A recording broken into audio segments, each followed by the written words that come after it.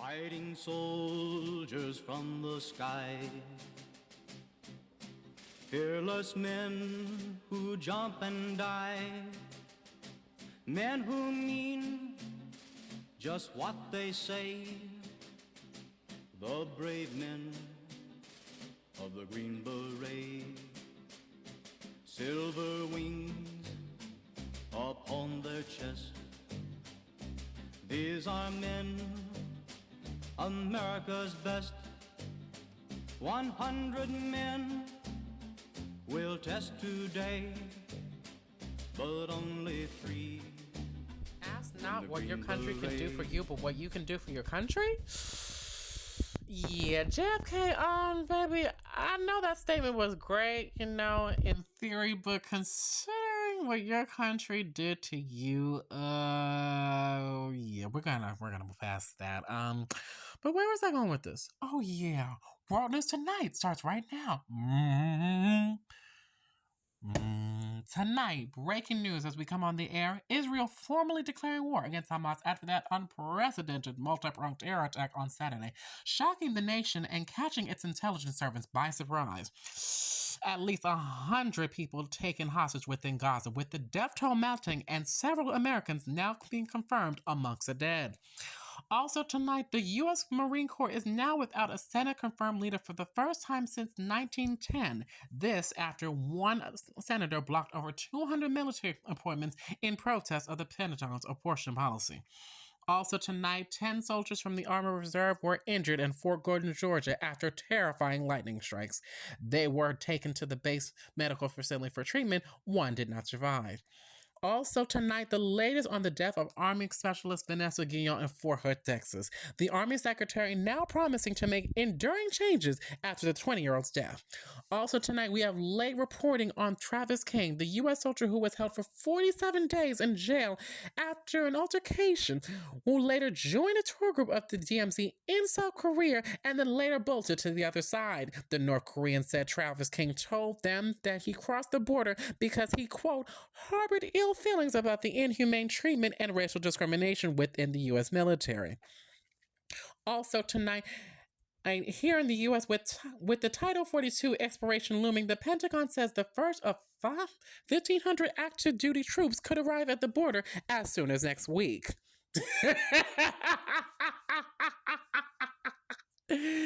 Yes, the military has been getting a lot of highlight now, a lot of attention, a lot of spotlight, and a lot of primetime coverage in recent years, months, and should I say days, in light of incidences, tragedies, and quote-unquote freak incidences that have been occurring. Well, I guess it's true what they say. Good people, or quote-unquote a few good men, are hard to find. No, Sister Mulan. No, Sister Kelly. No. You can still enlist, but you're going to have to act just like them. Men, I mean. Why? Girl, no. I mean, it's pretty much for your own protection, but we'll get into that later. But honey, with recruitment damn near non-existent, the draft pretty much a relic of the past, all the current and impending warfare here and at home and, of course, abroad, and every new damning report coming out about the military, let's talk about it for all that it is, all right? Now, the military is defined as groups of highly armed and organized forces intended for warfare. Here in the U.S., we have 7 branches of those, starting with the Army and the Army Reserve, who are in charge of conducting combat missions on the ground. You have the Air Force, who executes military operations in the air. You have the Coast Guard, who enforces laws at seas, protects, secures waterways, and of course leads search and rescue missions. You have the Navy, who protects waterways and provides them for aircraft when used at sea. You have the Space Force, which, really? The Space Force? That's been a recent thing. Which they organize, train, and equip members to conduct global space operations. And then you have the Marine Corps / National Guard, who are basically act as support for other branches in different combats and operations, most likely on the domestic fronts. But hold on, wait. Space Force in the part of the military? Oh no! But then again, that was recent. That was like 2019. But now, Why do people join the military? Could it be for money, since, they do allegedly pay well? And there are enlistment bonuses. Could it be for family, since my dad served, my uncle served, my great-great-great-grandfather served, this, that, and the third? Could it be for patriotism, since there are people who would literally die for this country? Why? I have no idea, child, but honey, everybody got a reason. But first things first. You want to go ahead and join the military? First things first, you gotta go online, fill out a little form, and then you meet with the recruiter. They will of course question you about your reasons for joining, basic information, and then they may have you take a practice ABAP test, which that's classified as the Armed Service Vocational Aptitude Battery, which is pretty much an aptitude test for the military to determine what you know and what you're best suited for, things like that. Excuse me.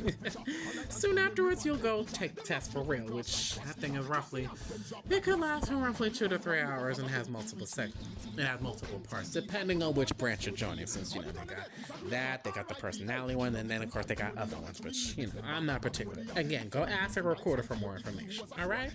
But after that, if you pass, which, how could you not, the bar to pass is so fucking low, you'll be scheduled for a physical and a medical exam to see if you're physically and medically fit for basic training. After that, if all goes well, you'll sign a contract, you'll take the oath, and you'll be given a date to deploy for basic training.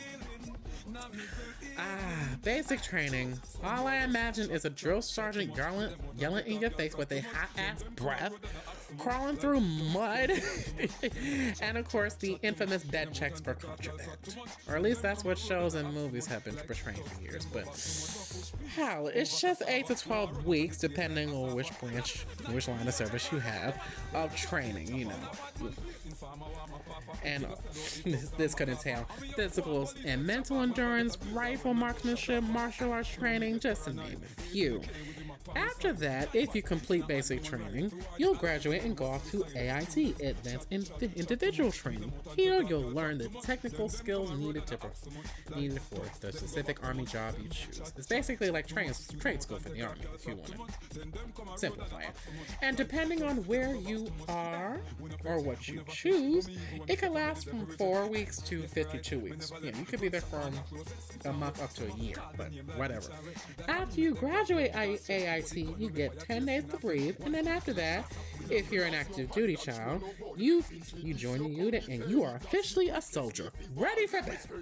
Now, the culture of the military is grounded in their values, loyalty, duty, respect, selfless service, honor, integrity, and personal courage.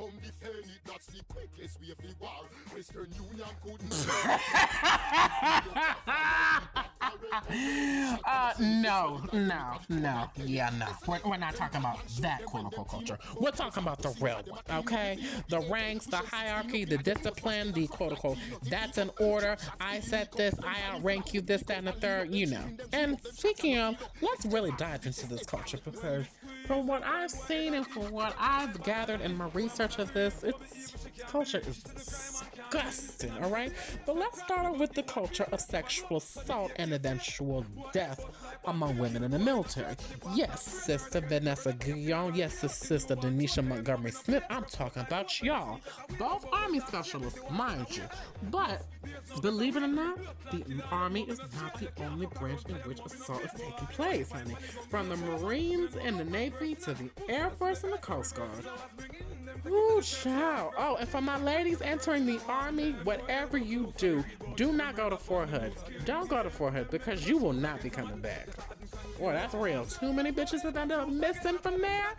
And honey, I ain't trying to have y'all become a statistic, so just avoid that fort at all costs. I mean, child, I don't know, covering up rape, military protection orders for the assault, and nowhere to report the incidents up until recently. When you think about it, the military really is a representation of the U.S. after all. And then there is this culture of racial discrimination. Yes, Travis, Mr. King, we are talking about you, baby. A U.S. soldier who ran into North Korea from South Korea via the DMZ, the Demilitarization Zone, while on a tour. Via his own will now. Okay, apparently he was seeking refuge from the racial discrimination of the military, and come to find out, it's a lot more widespread. It's just as widespread in the military as it is in the civilian world. From being the only quote-unquote minority person in your unit, the racial slurs, and of course the hurdles and the other ridiculous ceilings you have to try to reach and break, and of course the skepticism about your advancement, and then of course there's the white nationalism and racism, this, that, and the third. Ugh. I'm headache just thinking about it. It's a lot. It's almost too much. Not to mention all that coupled with the threat of death, whether either while on duty or nowadays in training, PTSD from what they've seen either while on duty or just, in terms of, the carnage, the war crimes, and the unspeakable horror one can see in the military. And then, of course, there's injury, from loss of sight and hearing, brain injuries, broken bones, limb loss, and second and third degree burns, probably from burn pits. And speaking of, I said this before and I will say this again, Jon Stewart, baby, you deserve a whole award. You deserve some kind of military, some kind of recommendation. You really deserve some kind of recognition for what you did in regards to what you did for the for the PACT Act, which, where healthcare access and funding for veterans who were exposed to toxic substances during military service were significantly improved. And now, as a result of the PACT Act, they no longer have to prove that the illnesses that they were experiencing were caused by toxic exposures. And this leads us into life after the military.